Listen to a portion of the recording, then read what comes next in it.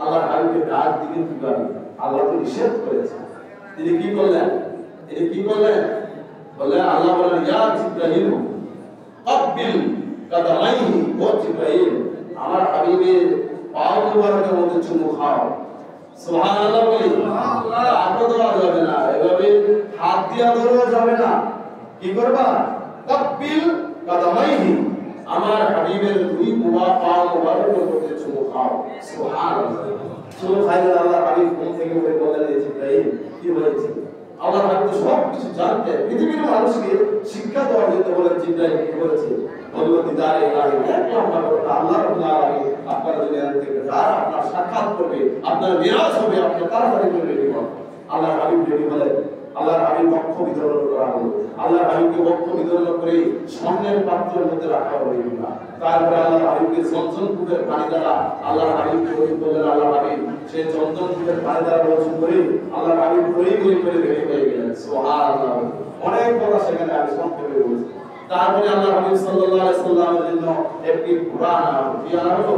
আল্লাহর হাবিব সাল্লাল্লাহু আলাইহি সাল্লামের জন্য একটি পশু, একটি প্রাণী আনা হলো, যে রাব্বাতুল আবিয়াতুল তাবিলুল ফাওকাল ইমান, যেটা গাধার চেয়েও ছিল, কচ্ছপের চেয়েও বড়, এমন একটা প্রাণী আল্লাহর হাবিবের জন্য এমন একটা ঘোড়া নিয়ে আসা হলো। সুবহানাল্লাহ। এই ঘোড়া কিনদের ক্ষেত্রে হযরত জিবরাইল আলাইহিস সালাম অনেক কষ্ট করতে হয়েছে। জান্নাত থেকে এই ঘোড়াটা এনেছে। যারা দেখছে অসংখ্য ঘোড়া সুন্দরভাবে সাজ্জিত, আল্লাহর হাবিবের সওয়ারি হয়ে সে কি করবে? মিরাজে যাবে। সুবহানাল্লাহ।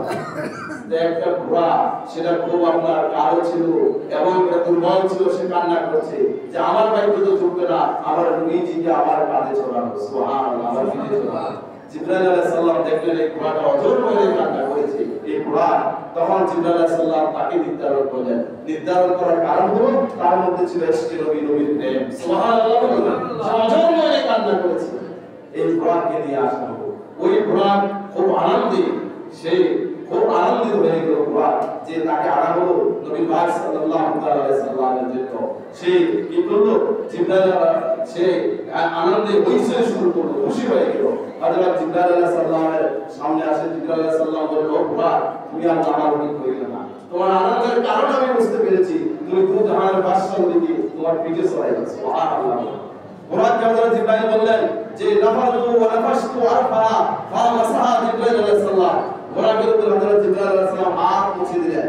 দোয়া করে বললেন ইয়া বারাকাতু লা তানফিরি, এ ঘোড়া তুমি নড়াচড়া করিও না।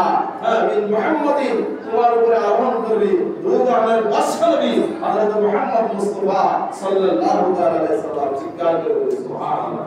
জিবরাইল আলাইহিস সালাম বললেন ফাওয়াল্লাহি, আল্লাহর কসম করে বলছি, মা রাকমুকা মালাকুল মুকাররাব, যে লা নাবিয়্যা মুরসালুন আফদালু মিন মুহাম্মাদিন সাল্লাল্লাহু আলাইহি সাল্লাম ওয়ালা আকরামু আলা নবী সাল্লাল্লাহু আলাইহি সাল্লাম মিনহু। হযরত জিবরাইল আলাইহিস বললেন, এই ঘোড়া তুমি যাকে তোমার পিঠে আরোহণ করবা, শোনো তার মর্যাদা।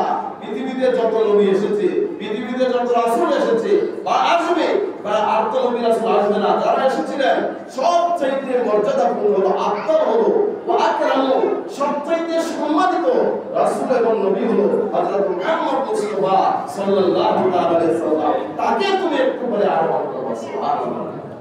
হযরত জিবরাইল আলাইহিস সালাম এর কথা